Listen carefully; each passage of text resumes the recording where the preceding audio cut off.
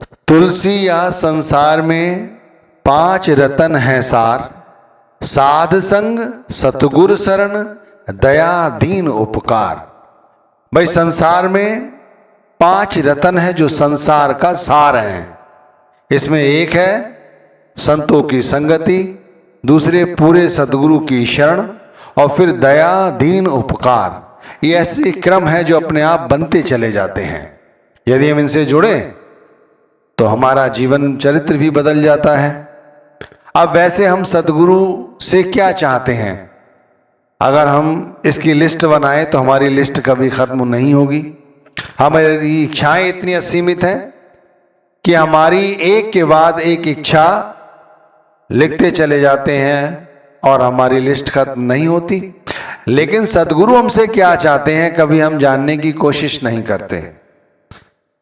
भाई हम अपने पिता से, आम बात है, हम अपने पिता से क्या चाहते हैं घर में कि भाई हमारी वो पॉकेट मनी दे, हमारे स्कूल की फीस जमा करे, हमारे लिए अच्छे अच्छे खिलौने लाए, हमारे लिए अच्छे अच्छे वस्त्र सिलवाए, और भी हमारी अन्य जरूरतें वो पूरी करें। लेकिन हमसे हमारे पिता क्या चाहते हैं कभी हमने जानने की कोशिश की है? अरे विचार तो करो भाई, विचार करने की जरूरत है। ये बहुत छोटे छोटे विषय हमें लगते हैं, अरे भाई हमें सब कुछ पता है, कुछ नहीं पता है। जो पता है ना वो तो कोरा ज्ञान है, और वो ज्ञान किसी काम का नहीं है। यदि इस ज्ञान को अमली जामा पहनाया जाता तो शायद ये सत्संग करने की जरूरत ही ना पड़ती। अरे विचार करो कि सतगुरु हमसे क्या चाहते हैं, सोचो तो सही क्या चाहते हैं। हम तो ऐसा समझते हैं, जैसा हमारे मन में आता है हम वही समझ लेते हैं। क्या वो कहते हैं भंडारे में आओ, बढ़ चढ़कर हिस्सा लो, अपने संग और भी संगत को ले आओ और हमारे नाम का प्रचार करो, सत्संग घर में आ जाओ, सेंटरों पर चले जाओ, वहां जाकर सेवा करो, दुकानों में, घरों में, दफ्तरों में उनकी फोटो लगाओ, गले में लॉकेट डालकर माला पहने रहो, दान पात्र में ज्यादा से ज्यादा धन डालो, झुक झुक कर लोगों को बताओ, नमस्कार करो। भाई ऐसा कुछ नहीं कहते, वो ऐसा कुछ नहीं कहते जो हम लोग करते हैं। हम तो देखा देखी की भक्ति करते हैं, नाम मिलने के बाद भी भाई देखा देखी की भक्ति में लगे रहते हैं। बीवियों से कहो तो वो कहती हैं भाई हमें सेवा अच्छी लगती है, मुबारक है सेवा करना। जून जुलाई के भंडारे में एक बीवी जब लौटी तो उससे पूछा कि आपको वहां कैसा लगा, तो वो अद्भुत बयान कर रही है। वाकई में उसका जो अभ्यास है, जो वो बता रही है, वो अद्भुत है, उसकी व्याख्या नहीं की जा सकती उन शब्दों द्वारा। जैसे उसने बताया कि इतनी गर्मी में और चूल्हे के पास बैठकर किस तरह से उसने प्रसादे बनाई, वाकई में, और शब्द सुनती रही, सारा काम होता गया। लेकिन जब उस बीवी से पूछा क्या इसके बाद और भी कुछ सेवा करी या करते हो, तो कहती और कोई सेवा नहीं हो पाती। देखिए जो मेन सेवा है वो नहीं हो पाती। अब देख लो, सिक्योरिटी की सेवा है, सैनिटरी की सेवा है, पंडाल की सेवा है, लंगर की सेवा है, अन्य सभी सेवाएं हैं, हम लोग कर लेते हैं, और देखे दिखाई में तो हम सबसे आगे हैं। लेकिन भाई ये जो सेवा हम करते हैं ये मन मर्जी की सेवा है। ठीक है, ये सेवा सब मुबारक है, ऐसा नहीं है कि ये सेवा कोई गलत की जा रही है, ये बहुत अच्छी सेवा है। दुनियादारी में लगकर, बेकार में दुनिया का हिस्सा बनकर अपना समय खराब करने से अच्छा है ये परमार्थ का कार्य करना। लेकिन भाई गुरु इन सब चीजों का भूखा नहीं है। कोई तो तन मन दुखी, कोई चित्त उदास, एक एक दुख सवन को सुखी संत का दास। अब यदि ये जो सेवादार हैं वो अपने आप को संत का दास कहते हैं, तो मैं समझता हूं ये बात पूरी नहीं है। ये पूरी बात जब होगी जब असली सेवा है उस सेवा के साथ हम जुड़ जाएं, तब हम अपने आप को सच्चा सेवादार कह सकते हैं, सच्चा संत कह सकते हैं, ऐसे नहीं। भाई तन मन से हर व्यक्ति दुखी है, चाहे आप कितनी भी सेवा करके देख लो, सभी का चित्त उदास रहता है। केवल उसी व्यक्ति का चित्त उदास नहीं रहता जो नाम की सेवा करता है, नाम की भजन बंदगी करता है। और देख लो, मैं कहता हूं एक एक दुख सवन को, भाई एक नहीं हजारों दुख हैं। किसी को शरीर का दुख है तो किसी को कारोबार का, किसी को परिवार का, पता नहीं क्या क्या दुख, एक साथ बहुत सारे दुखों में हम उलझे हुए हैं। लेकिन वो व्यक्ति दुखी नहीं है, उसका चित्त उदास नहीं है जो अपने आप को पूरी तरह से गुरु को समर्पित कर देता है। ये मन मर्जी की सेवाएं करना जब मुबारक है भाई, जब असली काम करा जाए तब। सुरत शब्द कमाई करना, सब जतन दूर अवधरना। सुरत शब्द कमाई करना, मेन क्या है? सुरत आत्मा, और शब्द यानी वो गुरु, यानी कि शब्द को, आत्मा का जब तक सानिध्य प्राप्त नहीं होगा तो हमारे अंदर शब्द भी है, हमारे अंदर सुरत भी है, तो कमाई करना कैसे कमाई होगा? कमाई हो ही नहीं सकती।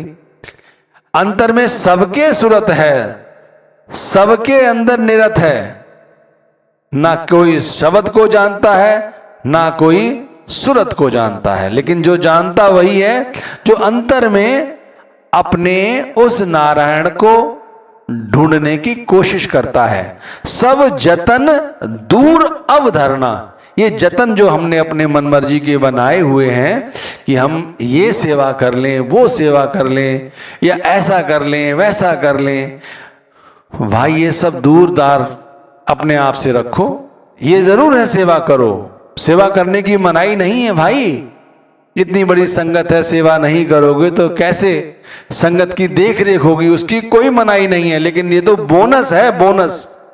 असली काम क्या है भाई? सद्गुरु हमसे क्या चाहते हैं ये समझो।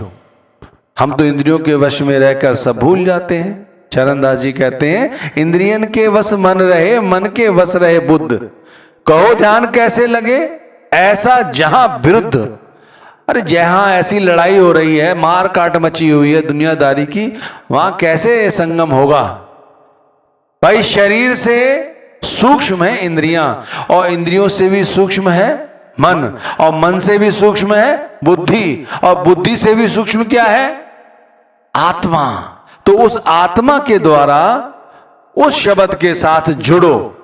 इंद्रियन के वश मन रहे, मन के वश रहे बुद्ध। हमारी बुद्धि बस मन के चक्कर में उलझी रहती है, तभी हम बाहरी चीजों को अपना लेते हैं, और जो असली चीज है, असली चीज कोई नहीं है पकड़ता, इसीलिए दुखी रहते हैं। नाम के रंग में रंग जा, मिले तो ही धाम निज अपना। एक बार नाम के रंग में रंग जाओ, मिले तो ही धाम निज अपना। ये धाम जो है कहीं बाहर नहीं है, निज इस शरीर के अंदर ही है, बाहर कहीं नहीं मिलेगा। और यदि सोचते हो कि ऐसी सेवाओं से काम चल जाएगा तो बनाकर देख लो भाई।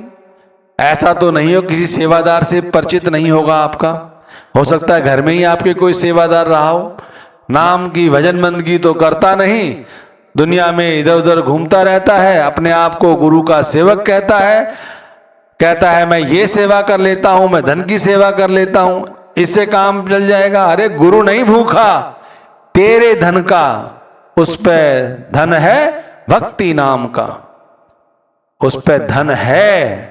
जिसके पास नाम रूपी धन है उसे इस तरह की किसी सेवा की आवश्यकता नहीं है। ये सेवा तो हम इसलिए कर लेते हैं, या हमें करनी चाहिए जिससे हमारे कर्म कटे।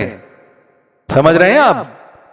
जो भी पाप हमने किया है शरीर के द्वारा ही किया है, चाहे हम किसी भी योनि में रहे हों, जीव जंतु में रहे हों, पशु पक्षी में रहे हों, आत्मा तब भी हमारी मन के अधीन रही, आज भी है, आगे भी रहेगी, यदि इसी तरह हम मन के ताबे में रहे तो मैं कहता हूं सत्संग शुरू करने से पहले मैं तो कहूंगा गुरु को एक बात जरूर पूछनी चाहिए संगत से, क्या भाई जो काम दिया है वो करके आए हो? जो काम दिया है, काम क्या है? भजन का सुमिरन, भजन और क्या? नाम का सुमिरन भजन, यही काम है। लेकिन गुरु वो भी नहीं पूछते, क्योंकि जानते हैं पूछेंगे तो ये जवाब क्या देंगे। जो व्यक्ति टिक कर 2 मिनट बैठ नहीं सकता, वो किस तरह से ये सुमिरन भजन कर पाएगा, इसीलिए वो कभी नहीं पूछते। हालांकि संत मत की पुस्तकें आप खंगाल के देखो, उसमें जब पहले संगत कम हुआ करती थी तो गुरु सामने पूछ लिया करते थे संगत से, भाई वो काम करके आए हो जो सौंपा था? तो लोग सर हिला देते थे, हाँ करके आए हैं। जो नहीं करके आते थे वो सर झुका लेते थे, या थोड़ा करके आते थे कहते थे अभ्यास कर रहे हैं, और अगले दिन करके आते थे। अब तो हमारे गुरु हमसे ये भी नहीं पूछते कि भाई जो काम सौंपा है वो करके आए हो, नहीं करके आए हो। थोड़ी देर के लिए विचार करो कि सदगुरु हमसे क्या चाहते हैं। हर भाई को, हर बहन को, हर बुजुर्ग को, हर माता को ये सोचना चाहिए कि हमसे क्या चाहते हैं। गुरु चाहते हैं कि रात्रि के तीसरे पहर उठ जाओ, यानी कि 3 बजे से 6 बजे तक का जो समय है ना, ये बड़ा उपयोगी है। इस समय को हम यूं ही जाया कर देते हैं, रोज अपने जीवन से ये समय निकाले चले जा रहे हैं। ये समय बड़ा उपयोगी है।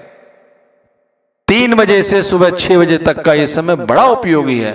हर धर्म में इस समय का महत्व बताया गया। हर धर्म में, आप किसी भी धर्म को उठा के देख लो, नाम किसी का भी मैं नहीं लूंगा, लेकिन ये वो समय है, कहते हैं ये वो घड़ी है जब हम चाहें सदगुरु से जो मांगे वो मिल जाएगा। इस समय जो मांगे वो मिल जाएगा। ये वो समय है।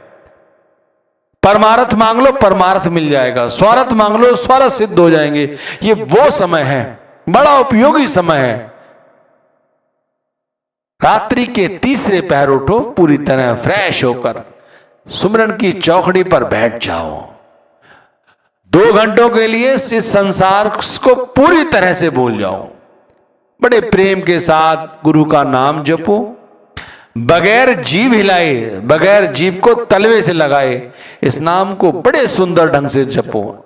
इस नाम को जपते रहो, जपते रहो, जपते रहो, जपते रहो, तब तक जपते रहो जब तक आंखों से आंसू न बहें।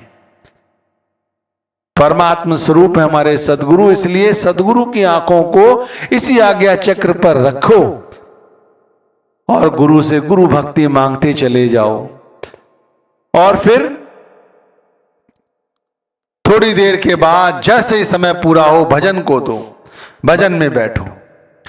शब्द ऊपर की ओर खींचेगा, लेकिन तुम शब्द के साथ उस शब्द धुन की ओर बढ़ने की बजाय आहिस्ता से ध्यान में पूरी शून्यता से बैठे रहो। भजन अपने आप आपको शब्द धुन की ओर ले जाएगा। शब्द के प्रकाश आपको अपनी ओर अपने आप खींचेगा।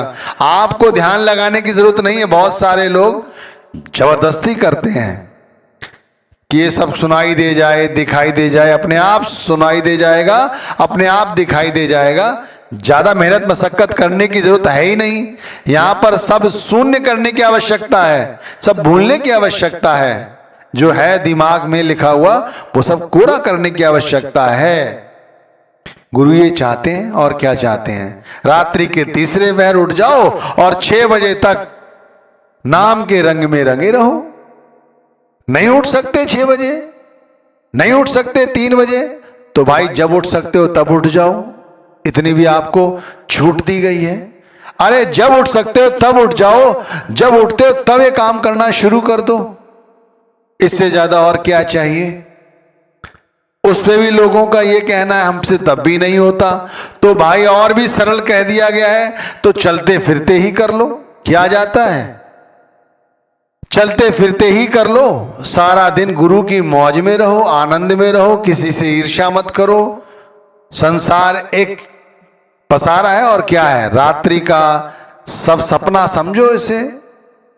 जानियो रैन का सपना, इससे ऊपर नहीं है कुछ भी। ये संसार रैन के सपने की तरह, जैसी आंख खुलेगी सब खत्म हो जाएगा। तो ये ध्यान